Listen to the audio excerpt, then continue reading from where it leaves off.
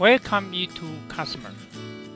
Some Universe customer want to monitor your server process, especially on the connection pooling environment.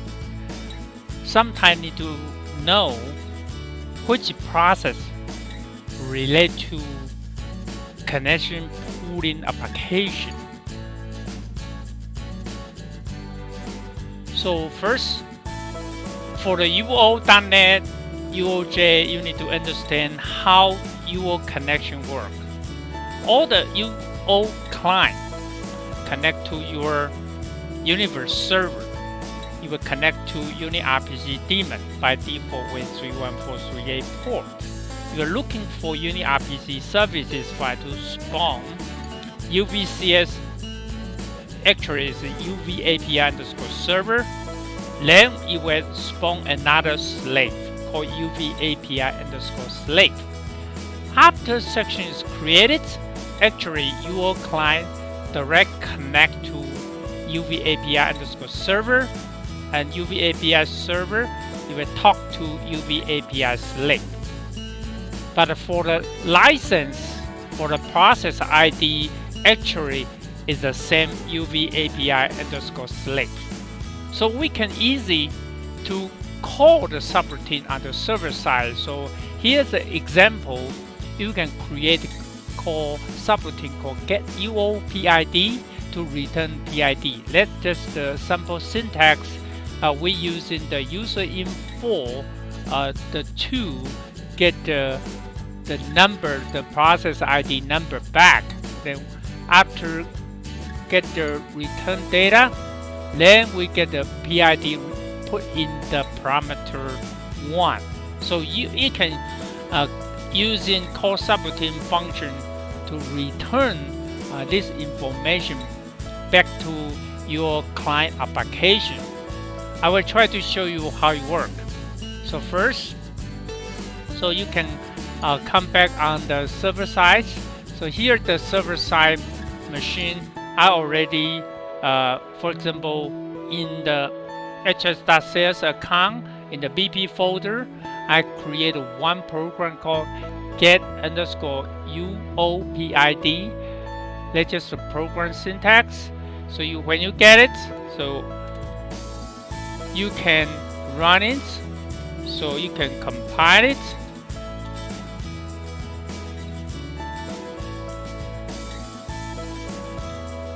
So after compile it, I need to catalog.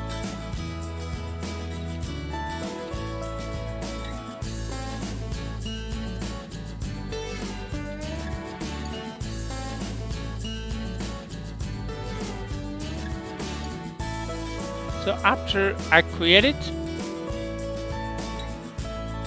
so I can call using the subroutine to call this subroutine function to return the process ID back. For this get _UOPID function, I like to use one UO.NET connection pooling program to demo this function. So for this function, I can make a first connection to create the pool, and also will get the process ID. If I make another one, it generates another section. So if you look back the backend side of the server, you will see on the license part, you will see the license already use 2 connections. So look at the license, you got a 2. These 2 number will match the process PID number. So first one with 511.902, 511.902, and second one with 136.972.02. So you got the second one. If you look at the server process, you will see the complete match. So you will see the server process will be each connection with 2 server process. One is called UVCS, one is called UV API slave. So first one with 511.1902. Let's just match this one slave. and another is 136972002, so they will be matched this one. But if you look at the when you turn on the log file, and log file actually is based on UVCS log file name. So I will show you the I will return on the server log on this machine. So you will see each log file will match. So this one actually you will see the 121899920. So it was generally is 121899920. So it actually is created. This log is based on UVCS process ID number. It's not based on the slate's PID number.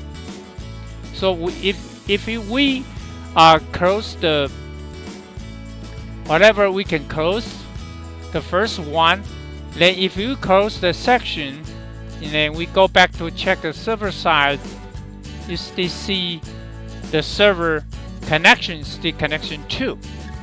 It's not really close the actual section. So when you try to make a new connection, so you will reuse the process on the server side 136972002. So actually you just reuse it. So for some reason on your system, the server process is timeout or crash. For example, I can show you on the server side, I can kill this one, can kill 9, the first section process ID. So if something happened on backend side server, if looking for the process, you will see 511902. So I didn't kill this 511902. Okay.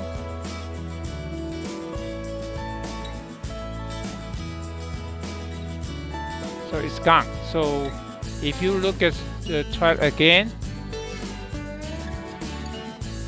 so it's back to release the backend process and back to the one connection. So if you look at the server process again,